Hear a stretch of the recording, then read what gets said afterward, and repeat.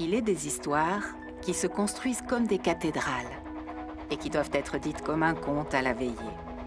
En quelques minutes, vous verrez passer 25 années, suivies de 100 autres, pour arriver à aujourd'hui. Mais attention, le présent ne signe nullement la fin de l'aventure. Ce que je vais vous raconter, ce n'est pas tant son dénouement que son commencement.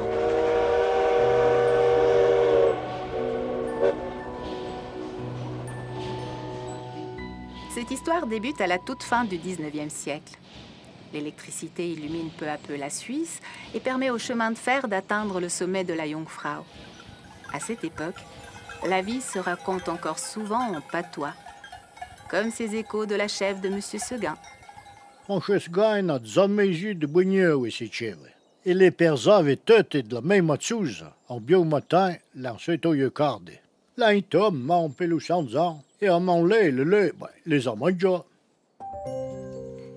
Ces paroles locales, toutes différentes d'un village à l'autre ou presque, vont être peu à peu remplacées par le français, qui s'étend au même rythme que les innovations modernes. Louis Gauchat, le professeur pionnier au cœur de notre histoire, le sait, on ne freine pas la marche du temps. Amoureux du patois, qu'il ne parle pourtant pas, il se demandera, n'ont-ils pas échangé la langue du cœur contre la langue de la raison ? Je ne le crois pas. La langue n'est qu'un instrument, et celui qui échange son vieux patois contre la langue de tout le monde n'est pas plus coupable que celui qui troque sa vieille charrue de bois contre un instrument de fer. Amoureux du patois, oui, mais résolument moderne, Louis Gauchat est bien conscient qu'on ne peut pas sauver une langue que les gens ne parlent plus, mais on peut en préserver la mémoire. Il proposera donc de récolter ces patois, puis d'en faire un monument qui les immortalisera. Les plans qui se dessinent alors sont ceux d'un glossaire, un imposant dictionnaire qui renfermera toute cette diversité. En 1897, le projet est rédigé. En 1899, il est accepté et financé. 2 ans d'âpres négociations, à la fin desquelles le conseiller fédéral Velti se serait écrié « Il faut que cela se fasse ». Louis Gauchat choisit alors de former équipe avec 2 autres jeunes professeurs, élèves des mêmes maîtres. Jules Jean Jacquet, savant alerte et tenace, ennemi des méthodes boiteuses, et Ernest Tapollet, esprit d'une rare précision, ne s'arrêtant qu'après avoir trouvé la solution. Par bonheur, nous ne savions pas ce qui nous attendait. Nous ignorions que ce projet allait devenir un travail qui absorberait tous nos loisirs. Nous étions là, les 3 Suisses, en face d'un grand problème. Voilà d'innombrables montagnes et vallées. On y parle, on y discute, on y chuchote, on y crie. Chaque saison apporte ses besoins, ses peines. Comment saisir d'une façon un peu uniforme tous les tours de phrases qui s'emploient dans des situations si différentes ? Malgré cette comparaison avec les 3 Suisses légendaires, Louis, Jules et Ernest ne sont que 3 hommes. Comment imaginer aller dans chaque vallée, dans chaque village, pour dresser la liste des mots qui se disent ? Et au-delà de ça, faire des listes de mots, c'est comme épingler des papillons pour les conserver sous une plaque de verre. On garde quelques couleurs, mais rien ne reproduit leur danse amoureuse. Louis le dira bien, le mot seul du reste n'est rien. Il n'est qu'un signe, il faut le placer dans son milieu naturel. La solution va surgir sous la forme d'une enquête par correspondance.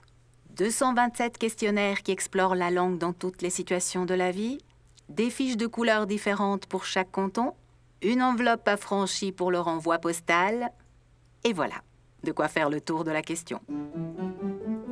En estimant le matériel linguistique de chaque patois à environ 9000 mots, chiffre très élevé, et en demandant à chaque correspondant qu'il note 3 mots par jour, avec exemple, ce qu'il pourrait faire aisément en dehors de ses heures de travail, on arriverait à réunir tous les matériaux de la langue parlée en 9 ans. 9 ans. Mais qui acceptera de remplir chaque mois une centaine de fiches pendant 9 ans ? Les bonnes volontés se méritent, dit-on.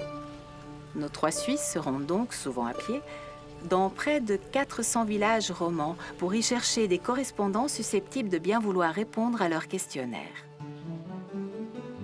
Me voilà enfin fixé quelques jours dans ce pays inhospitalier.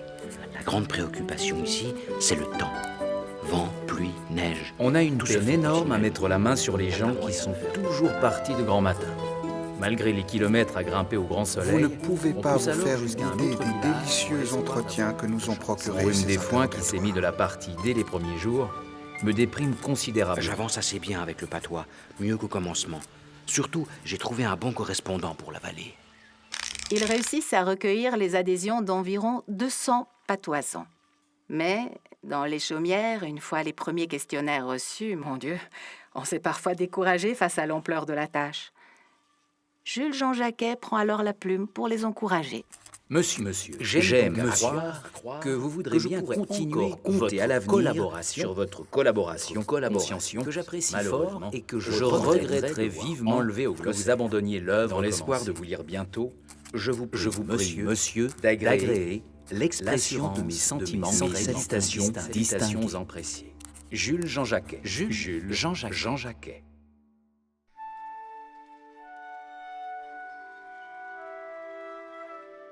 80 correspondants répondront plus ou moins fidèlement au questionnaire mensuel pendant 11 ans. Les 3 Suisses récolteront, une fois tout rassemblé, près d'1,5 million de fiches. Le vocabulaire des patois vivants est infiniment plus riche qu'on ne le croyait jusqu'à présent. Toutes nos prévisions à cet égard ont été dépassées. On savait sans doute qu'il existe une grande variété d'expressions pour désigner les états de la folie ou de l'ivresse. Mais n'est-on pas étonné d'en trouver jusqu'à 120 pour la folie et 150 pour l'ivresse ?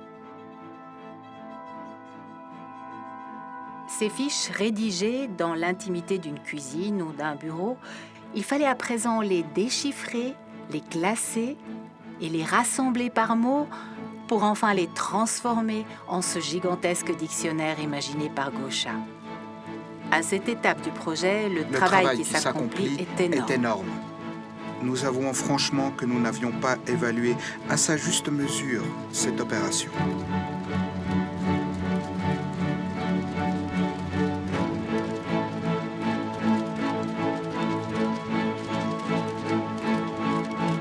Après 11 ans d'enquête et 14 ans de préparation, en septembre 1924, les premières pages du glossaire, allant de A à Abord, voient enfin le jour.